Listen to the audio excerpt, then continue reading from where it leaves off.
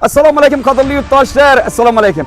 Omadli olsun, Xudoyim shu mashinalar nasib etgay. Azizlar, yana ofisimizda muxlislarimiz kelib ketib turibdi, lekin biz mana bu janivora qarang turishgan 1 2 3 4 5 post 6 metr. Azizlar, bize yine bugün 3. güne qaradi, o'sha 2000 ga yaqin raqam egasini topdi azizlar. Bu degani Xudo xolasa bu yerda ko'p turmaydi. Uzaqi bir hafta dursa durmasa balkim yetar. Shuning uchun gazni berasizlar.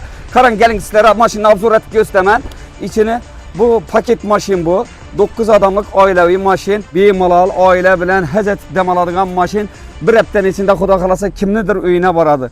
Hemme narsaları, konditsionerleri, arkalara dinlediğini kondisyoner beredi ekan, sidinelere. Başka narsaları hemme şaraiti var maşinni bas savruna koyduk. Bunu izinde indi erten Xudo xolasa Gentra'nam şörekkep koyamız.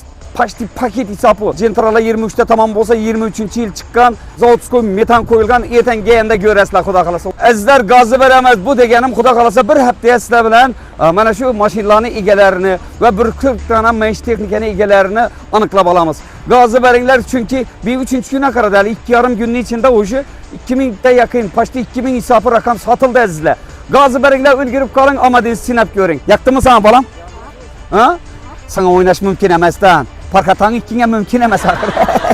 Bo'lmasa o'zim olasım gelip gitti axir azizlar. Omad hammaga.